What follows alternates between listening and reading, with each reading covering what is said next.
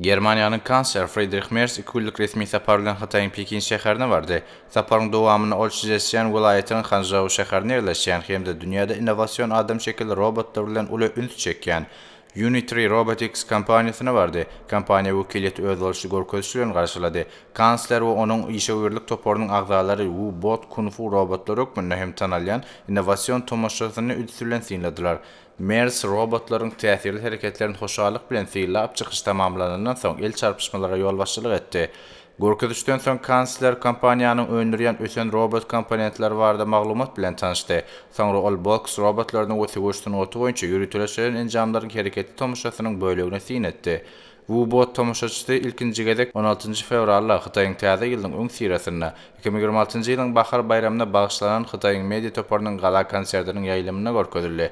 Konsertde onlarça adam şekilde enjamlar sögüşden 30 saatlar bilen bilelikde hereket etdiler. Şeýlelik bilen Hytaýyň media miras ösen robot teknologiýalary bilen birleşdirildi.